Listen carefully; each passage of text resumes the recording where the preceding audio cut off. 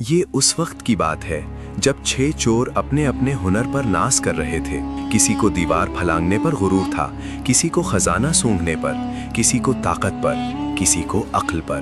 مگر انہیں کیا معلوم تھا کہ انہی کے درمیان خود بادشاہ بیٹھا ہے اور صبح ہوتے ہی وہ سب تختۂ دار پر کھڑے ہوں گے۔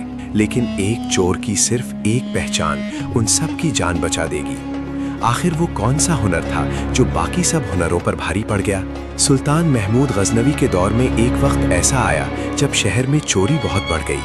لوگ پریشان تھے اور خود بادشاہ بھی فکر مند تھا کہ آخر ان چوروں کو کیسے پکڑا جائے۔ بہت سوچنے کے بعد سلطان نے ایک عجیب اور انوکھی تدبیر سوچی۔ انہوں نے شاہی لباس اتار دیا، سادہ اور پھٹے پرانے کپڑے پہن لیے اور عام آدمی کی طرح شہر میں گشت کرنے نکل پڑے۔ گھومتے گھومتے وہ ایک سنسان جگہ پر پہنچے جہاں چند چور آپس میں بیٹھے باتیں کر رہے تھے۔ سلطان بھی جا کر ان کے پاس بیٹھ گئے۔ چوروں نے پوچھا، تم کون ہو؟ سلطان نے جواب دیا، میں بھی تم جیسا ہوں۔ چوروں نے سمجھا کہ یہ بھی کوئی چور ہے۔ انہوں نے کہا، اگر ہمارے ساتھ شامل ہونا ہے تو اپنا کوئی ہنر بتاؤ۔ اگر تمہارے اندر خاص مہارت ہوگی تو ہم تمہیں اپنے ساتھ شریک کر لیں گے۔ سلطان نے کہا، پہلے تم لوگ اپنا اپنا ہنر بتاؤ، پھر میں اپنا ہنر بتاؤں گا۔ پہلا چور بولا، میں اونچی سے اونچی دیوار پھلانگ سکتا ہوں، چاہے وہ بادشاہ کا قلعہ ہی کیوں نہ ہو۔ دوسرا بولا، میں مٹی سونگھ کر بتا دیتا ہوں کہ یہاں خزانہ دفن ہے یا نہیں۔ تیسرا بولا، میرے بازو میں اتنی طاقت ہے کہ میں دیوار میں سوراخ کر کے اندر داخل ہو سکتا ہوں۔ چوتھا بولا، میں حساب کا ماہر ہوں، کتنا ہی بڑا خزانہ ہو چند لمحوں میں سب کا حصہ نکال دیتا ہوں۔ پانچواں بولا، میں کتے کی آواز سن کر سمجھ لیتا ہوں کہ وہ کیا کہہ رہا ہے۔ چھٹا بولا، میری آنکھ کی یہ خاصیت ہے کہ میں رات کو جس کو دیکھ لوں دن میں اسے پہچان لیتا ہوں۔ اب سب نے سلطان کی طرف دیکھا۔ سلطان مسکرا کر بولے، میری داڑھی میں یہ خاصیت ہے کہ جب کسی مجرم کو پھانسی کے لیے لے جایا جاتا ہے، اگر اس وقت میری داڑھی ہل جائے تو وہ مجرم پھانسی سے بچ جاتا ہے۔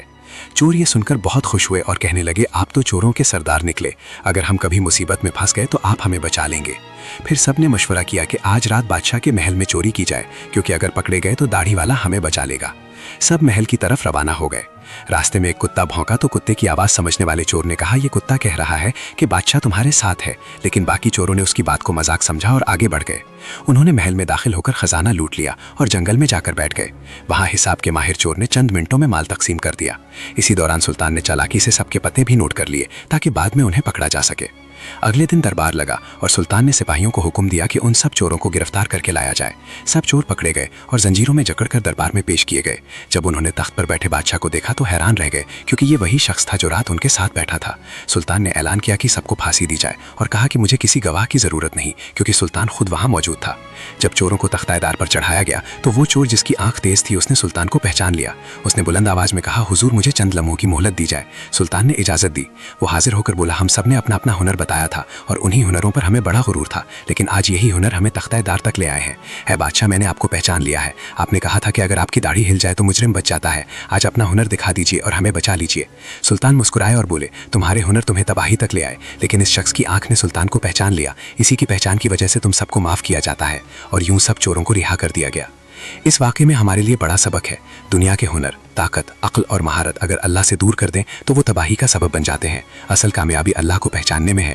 جیسے سلطان کو کسی گواہ کی ضرورت نہیں تھی کیونکہ وہ خود موجود تھا، اسی طرح قیامت کے دن اللہ کو بھی کسی گواہ کی ضرورت نہیں ہوگی کیونکہ وہ ہر جگہ موجود ہے اور سب کچھ دیکھ رہا ہے۔